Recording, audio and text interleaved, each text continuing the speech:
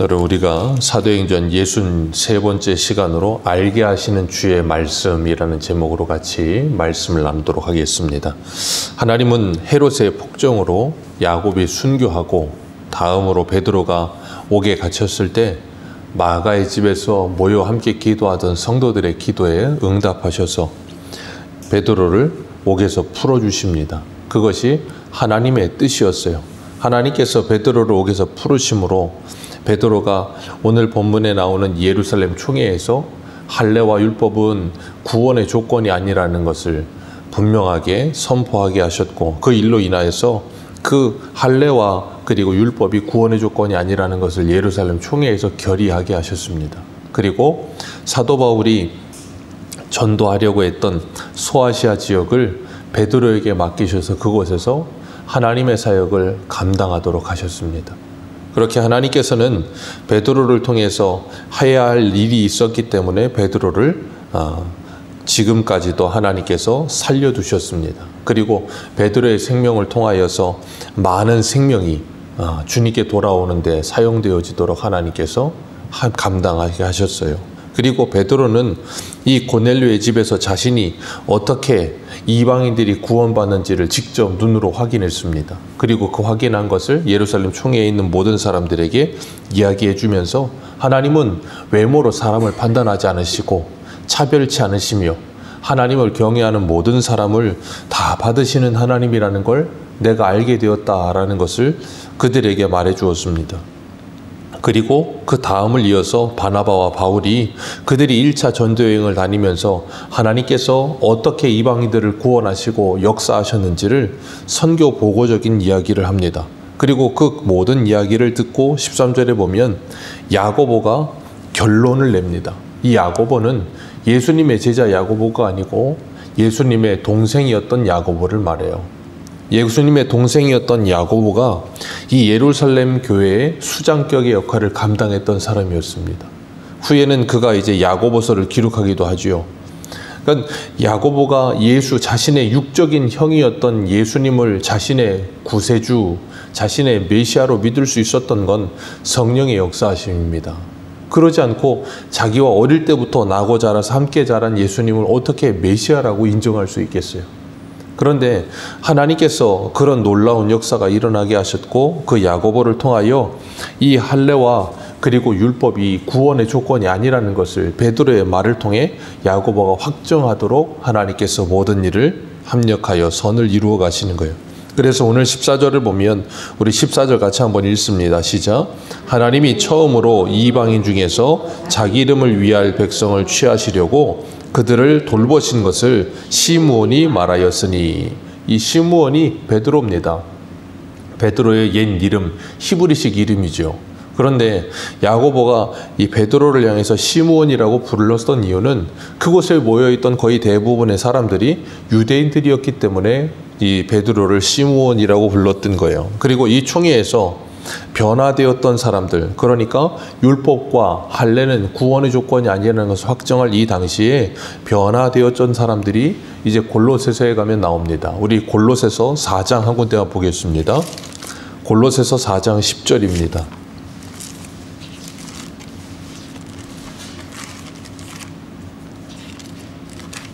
골로새서 4장 10절 같이 한번 읽겠습니다. 10절과 11절입니다. 시작. 나와 함께 갇힌 아리스다고와 바나바의 생질 마가와 이 마가에 대하여 너희가 명을 받았음에 그가 이르거든 영접하라. 유수도라 하는 예수도 너희에게 문안하느니라. 그들은 할례파이나 이들만은 하나님의 나라를 위하여 함께 역사하는 자들이니 이런 사람들이 나의 위로가 되었느니라. 아멘. 오늘 이 예루살렘 총회에서의 결의와 그리고 사도 바울이 골로새서를 쓸 당시에 이 당시에는 시간적인 갭이 좀 있지요. 그런데 어찌됐든 예루살렘 총회에서 이런 결의가 있고 난 후에 할례파 사람들 중에도 할례를 받아야 된다라고 생각했던 그 사람들 중에도 누구와 함께 사역하는 사람들이 있어요? 사도 바울과 함께 사역하는 사람들이 나타나게 됐다는 거예요. 할례를 중요하게 여겼지만 할례는 구원의 조건이 아니라는 걸 알게 되고 믿게 된 사람들이 분명히 나타나게 됐다는 겁니다. 그러면서 하나님께서는 이렇게 하나님의 나라가 이루어지게 하시기 위해서 모든 것을 합력하여 선을 이루고 계세요. 베드로를 통해서 바나바와 바울을 통해서 그리고 야고보를 통해서 이 모든 일이 되어짐으로 말미암아 유스도라는 예수라는 사람도 바른 진리 안에 돌아오게 되고, 그런 것처럼 이 예루살렘 총회를 통해서 많은 이들이 가지고 있던 잘못된 생각들이 교정되어지고 그들이 바른 복음을 이해하게 되는 이제 수단이 되어지게 됩니다. 그래서 16절을 보면 야고보가 말하는 게 뭐냐면 15절에서 선지자들의 말씀이 이와 같이 일치하도다. 시므온이 이방인들이 예수를 믿고 구원받는 일에 우리와 동일한 모습이 되었다라는 것이 구약의 선지자들의 말과 일치하다는 거예요. 그러면서 뭐라 그러는가 하면 이 16절과 17절 말씀이 아모스 9장의 말씀을 인용한 거거든요. 우리 16절 17절 같이 읽습니다. 시작. 이후에 내가 돌아와서 다윗의 무너진 장막을 다시 지으며 그 허물어진 것을 다시 지어 일으키리니 이는 그 남은 사람들과 내 이름으로 일컬음을 받는 모든 이방인들로 주를 찾게 하려 함이라 하셨으니 아멘. 이 아모스 시대에 하나님께서 아모스를 통해서 예언하셨던 그 말씀이 지금 사도행전에 와서 성취되어졌다는 거예요. 그래서 이방인들도 모두 다 뭐예요? 주를 찾게 되고 주님께 예배하는 날이 오게 되었다는 거예요. 그 모든 일이 하나님께서 이루어지도록 이 모든 것을 지금까지 역사해 오셨다는 거예요. 그렇기 때문에 하나님은 언약의 하나님이시며 그 언약을 신실하게 이행하시는 하나님이라는 거예요. 그리고 우리는 그 하나님의 언약을 지금 뭐하고 있어요? 읽고 듣고 믿고 있습니다. 언약을 성취하시는 하나님께서 분명히 그 언약을 완성하실 것을 믿는 거예요. 그래서 예수님도 십자가에 죽으시면서 뭐라 그러셨어요? 마지막에 다 이루었다. 하나님의 말씀을 다 이루었다라고 말씀하셨어요. 그리고 사도 바울은 고린도후서 1장 20절에 이렇게 말합니다. 하나님의 약속은 얼마든지 그리스도 안에서 예가 되니 그런즉 그로 말미암아 우리가 아멘하여 하나님께 영광을 돌리느니라. 하나님의 모든 말씀, 그 하나님의 모든 약속은 예수 그리스도 안에서 예가 됩니다. 그리고 그 말씀을 들은 우리가 아멘하면 하나님께 영광을 돌리게 된다는 거예요. 그렇기 때문에 예수 그리스도를, 하나님의 모든 언약을 예하신 예수 그리스도를 본받아 우리도 뭐예요? 아멘의 삶을 살아가는 거예요. 그렇게 말씀은 지금도 뭐하고 있어요? 성취되어져 가고 있는 겁니다. 누구를 통해서 성취되고 있어요? 하나님의 말씀을 믿는 자 안에서 그 말씀이 성취되어져 가고 있는 거예요. 그래서 우리가 하나님의 말씀은 믿는 자 안에서 역사한다라고 말씀하시는 거예요. 그리고 그리스도는 지금도 하나님 우편에서 뭐하고 계세요? 이 세상을 통치하고 계십니다. 그리고 하나님의 모든 약속을 지금도 이루고 계세요. 저와 여러분들을 통해서. 그래서 우리가 찬송, 우리 주일 오전에도 제가 설교하면서 말씀을 드렸던 성령이 오셨네, 성령이 오셨네, 그 찬송에서 뭐라 그랬어요? 성령이 오시면 그 나라를 꿈꾸게 하시네. 빌립보서 2장의 말씀처럼 너희 안에 행하시는 이는 누구라고요? 하나님이요. 그 하나님의 기쁘신 뜻을 우리에게 소원으로 두고 행하도록 우리를 인도하세요. 그렇기 때문에 하나님은 지금도 그 하나님의 약속을 완성해 가시는 중이에요. 그래서 구약의 하박국은 하박국 2장 3절에 이렇게 말합니다. 이 묵시는 정한 때가 있나니 그 종말이 속히 이르겠고 결코 거짓되지 아니하리라. 비록 더딜지라도 기다리라. 지체하지 아니하고 이루리라. 보라, 그의 마음은 교만하여 그 속에 정직하지 못하나 의인은 그 믿음으로 말미암아 살리라. 그 믿음으로 말미암아 살리라. 사도 바울이 로마서 1장에도 인용했던 그 믿음이 뭐예요? 이 언약의 말씀이 지체되지 않고 반드시 이루어질 것이라는 믿음. 비록 조금 더딜지라도 반드시 응할 것이라는 그 믿음을 가지고 사는 사람들. 믿음으로 말미암아 뭐 한다고요? 살리라. 그래서 예수님은 마태복음에서 뭐라 그러셨습니까? 끝까지 견디는 자는 구원을 얻으리라. 어떻게 끝까지 견딥니까? 이 하나님의 말씀이 이루어진다는 것을 믿는 사람들만이 끝까지 견디는 겁니다. 그래서 하나님은 이 구약의 선지자들의 모든 말씀이 응하여지는 모습들을 우리에게 뭐 하셨어요? 계속해서 보여주신 거예요. 지금도 그 말씀은 뭐 하고 있어요? 이루어지고 있습니다. 그래서 사도행전 1장 8절에 오직 성령이 너희에게 임하시면 너희가 권능을 받고 예루살렘과 온 유대와 사마리아와 땅끝까지 이르러 내 증인이 되리라. 그래서 어떻게 돼요? 여기 오늘 본문 17절의 말씀처럼 이 남은 자들과 내 이름으로 일컬음을 받는 모든 이방인들로 어떻게 하게 하세요? 주를 찾게 하고 계신다. 이 말씀이 어떻게 돼요? 지금도 이루어지고 있어요. 언제부터요? 이 예루살렘 총회 때부터, 그 전부터, 고넬료 때부터, 그 전부터 하나님께서 빌립을 통해서 간닥에 에디오피아 간닥의 국고를 맡은 네시가 예수를 믿게 하는 놀라운 역사가 일어나게 하셨잖아요. 그러니까 하나님의 역사는 그때부터도 지금까지 계속 뭐하고 있어요? 이루어지고 있는 중이에요. 그렇기 때문에 우리는 이 복음을 전하는 일이 우리만의 일이 아니고 이미 초대교회 때부터 지금까지 주님 다시 오시는 그날까지 이루어질 하나님의 일하심이에요. 그래서 예수님이 요한복음 11장에 뭐라 그러십니까? 아버지께서 일하시니 나도 일한다 라고 말씀하십니다. 그리고 저와 여러분들도 이 일을 감당하는 것인 줄 믿으시길 바랍니다. 그리고 오늘 17절 말씀 다시 한번 읽어보겠습니다. 시작.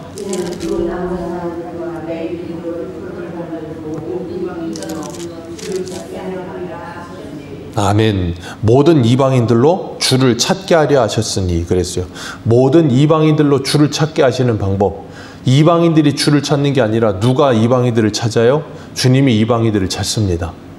그래서 요한복음 15장에 보면 너희가 나를 택한 것이 아니요 내가 너희를 택하여 세웠나니 너희가 가서 열매를 맺게 하고 또 너희 열매가 항상 있게 하여 내 이름으로 아버지께 무엇이든지 구하거든 다 받게 하려 함이라. 예수님이 제자들에게 하신 말씀이요. 너희들이 나를 택한 것 아니고 내가 너희들을 택한 것이다. 너희들이 나를 찾아온 것 아니고 내가 너희들을 찾아갔다. 그리고 너희가 가서 열매를 맺게 하려 함이라. 제자들이 가서 열매를 맺게 하려 함이라. 왜요? 예수님이 찾아오셨거든요. 복음은 항상 그런 방식으로 옵니다. 우리가 찾아가는 것이 아니라 하나님이 우리를 찾아오시는 거예요. 하나님이 우리를 찾아오셔서 택하셨고 그 하나님이 보내신 자들이 우리에게 찾아와서 뭘 전하셨어요? 그 복음을 전했고 그 복음으로 말미암아 우리가 주님을 믿게 됐고 주님을 뭐하게 돼요? 찾게 되는 거예요. 그러니까 우리가 찾는 것 아니고 주님이 우리를 찾으십니다. 이게 바로 기독교의 신비예요. 세상의 모든 종교는 사람이 신을 찾아갑니다. 그래서 지성이면 감천입니다. 그러나 기독교는 신이 우리를 찾아오시는 거예요. 하나님이 우리를 찾아오셔서 우리를 부르시는 겁니다. 이유는 하나예요. 에베소서 2장 1절 말씀처럼 허물과 죄로 죽어있기 때문에 영적으로 죽은 존재가 신을 찾을 수 없어요. 그래서 우리는 하나님이 우리를 찾아오셔서 우리를 부르셨고 우리를 깨닫게 하신, 그래서 18절에 이걸 뭐라 그래요? 예로부터 이것을 알게 하시는 주의 말씀이라. 이것을 알게 하시는 주의 말씀이라. 하나님의 사랑, 하나님의 구원, 하나님의 은혜를 구약에서부터 뭐하게 하셨어요? 알게 하신 주의 말씀이라.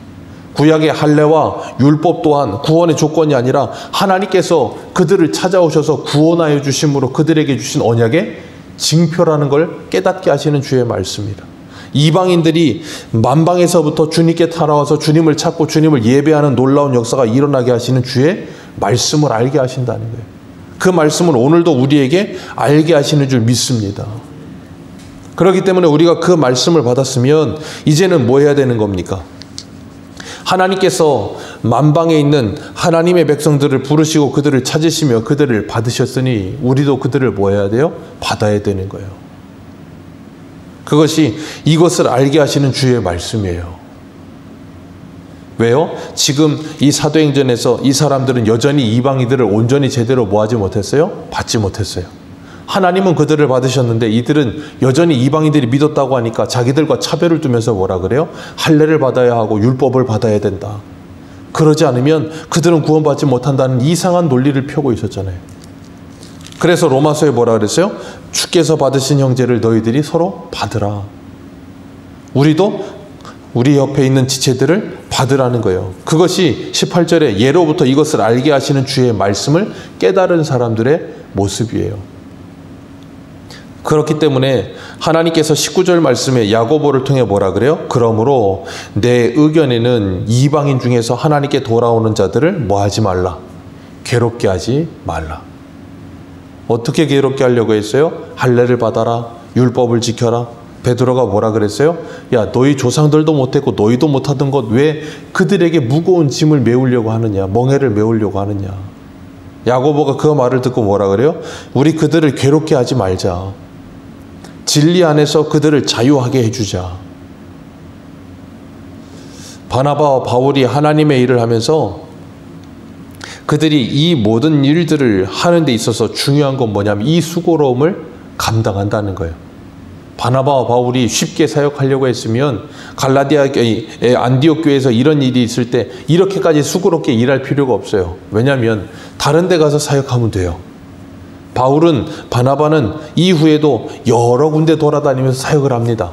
그런데 이렇게 수고롭게 안디옥 교회가 이렇게 되어져 가는 모습을 보면서 안타까운 마음에 주님의 마음을 가지고 그들이 바른 진리에 서기 위해서 이 모든 수고로움을 다 감당하고 있는 거예요, 지금. 그거 누가 하게 하신 거라고요? 하나님께서. 하나님께서 그 모든 수고로움과 논쟁과 그리고 변론을 다 하게 하시면서 율법은 그리고 할례는 구원의 조건이 아니라는 것을 확정짓게 하셨어요. 어디에서요? 예루살렘 총회에서. 예루살렘 총회에서 확정되어지면 모든 교회의 기준이 이 당시에는 예루살렘 교회니까 예루살렘 교회에서 이것이 확정되면 뭐예요? 모든 교회가 그래, 할례와 율법은 구원의 조건이 아니라는 걸 다 깨닫게 되니까. 그러니까 지금 이건 바울과 바나바는 안디옥 교회, 이방에 있었던 안디옥 교회 하나가 믿음에서 흔들리니까 그 믿음을 바로잡아주기 위해서 바른 믿음으로 서게 하기 위해서 예루살렘까지 올라왔었는데 이 일이 어떻게 돼요? 안디옥 교회 하나만의 일이 아니라 그 당시 초대교회 모든 교회의 일이 되게 하셨어요. 그래서 하나님께서 뭐 하게 하세요? 초대교회 모든 교회에 가만히 들어가서 성도들을 흔들어 놓았던 그 이단과 같은 어떤 할레파 사람들이 가지고 있던 잘못된 가르침이 그것이 잘못되었다는 것을 확정지어 주신 거예요. 그래서 안디옥 교회만 지켜주신 게 아니라 그 당시 초대교회 모든 교회를 뭐 하신 거예요? 하나님이 지켜주신 거예요. 그러니까 하나님의 일하심을 보면 참 신비로워요. 바울과 바나바는 안디옥 교회를 위해서 이 일을 하고 있었는데 하나님은 그 일이 확장되어지게 하셔서 모든 교회가 하나님의 진리 위에 굳게 서게 하시는 일을 하시더라는 거예요. 그렇기 때문에 우리가 하나님께서 우리에게 주신 사명, 하나님께서 우리에게 주신 일을 열심히 감당함에 있어서는 그것이 나는 이렇게 할 거야 라고 생각하고 하나님의 일을 위해서 했던 그 일이 그 일만 되는 게 아니라 하나님께서 일하시려면 얼마든지 더 큰 일이 되기도 하고 하나님이 일하시려면 얼마든지 더 많은 사람이 그 일로 인해서 하나님의 은혜를 깨닫게도 하시더라는 거예요. 그렇기 때문에 우리가 하나님께서 우리를 통해 일하게 하실 때 때로는 바울과 바나바가 이렇게 안디옥 교회를 위해 수고하지 않아도 될 일 같아 보이는 일을 수고하게 될 때 하나님께서 그 수고를 통해서 하나님의 놀라운 작정을 이루어 가시더라는 것을 기억하시길 바랍니다. 그리고 하나님이 이 모든 교회가 이 진리 위에 굳게 서게 하기 위한 방법이 뭐였냐면 어떤 혁명을 일으키거나 어떤 사람들의 과격한 어떤 싸움이나 무엇으로 그것을 이루지 않으셨어요. 그죠? 변론과 그리고 그들에게 하나님의 말씀을 기억나게 하고 가르침을 통해서 그들이 그 말씀에 뭐하게 하세요? 스며들게 하시는 거예요. 그리고 그걸 인정하게끔 만드시는 거예요. 베드로에게도 그렇게 하셨습니다. 바울에게도 그렇게 하셨습니다. 그리고 이 예루살렘 총회에 있는 사람들에게도 그렇게 하게끔 하셨습니다. 그리고 야고보가 결론 짓기를 이방인을 괴롭게 하지 말자 그러면서 20절에 뭐라 그래요? 20절 같이 읽습니다. 시작.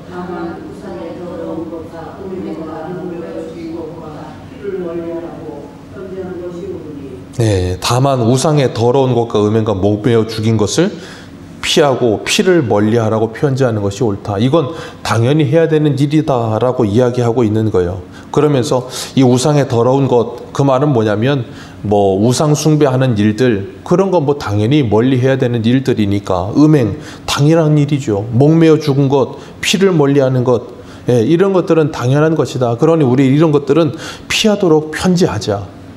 그들이 최소한의 그리스도인으로서 하지 말아야 될 이방인들과는 구별된 하나님의 사람으로서 하지 말아야 될 일들은 그들이 지키도록 그들을 잘 가르치되 그 이외의 것으로 그들을 괴롭게 하지는 말자. 그렇게 마지막으로 결정을 지어요. 그런 것처럼 우리가 하나님이 우리를 위해서 행하실 일, 그리고 18절에 말씀하시는 것처럼 하나님께서 구약에서부터 이방인들을 구원하신다는 그 놀라운 하나님의 지식을 알게 하시는 그 말씀을 깨닫게 된 우리는 그 말씀을 알았다면 이제는 뭐 해야 돼요? 우리 옆에 있는 지체들을 뭐 하는 일을 이제는 그쳐야 돼요? 괴롭게 하는 일을 그치고 그들이 진리 안에서 자유할 수 있도록 그들을 도와주며 그들을 사랑으로 품어주며 그들을 기다려줄 때 하나님께서는 그 모든 일이 합력하여 선을 이루게 하실 줄 믿습니다. 때로는 그들이 잘 변하지 않는 것 같아 보인다 할지라도 생각해 보세요. 바울과 바나바가 안디옥에서 문제를 가지고 올라왔는데 예루살렘에서도 그런 문제가 더 큰 사람들이 있는 걸 볼 때 얼마나 낙심이 됐겠어요. 근데 하나님은 그것을 모든 것을 어떻게 하셨어요? 한 번에 이렇게 바꿔 놓으셨어요. 참 하나님의 일하심을 보면 신비합니다. 그렇기 때문에 오늘도 우리가 이 놀라운 하나님의 말씀을 믿고 하나님은 하나님의 언약에 신실하셔서 지금도 일하고 계신다. 그리고 그 일을 완성하실 것이다. 우리가 그 말씀을 믿고 오늘도 주님과 동행하며 순종하는 복을 누리시기를 축복합니다. 기도하겠습니다.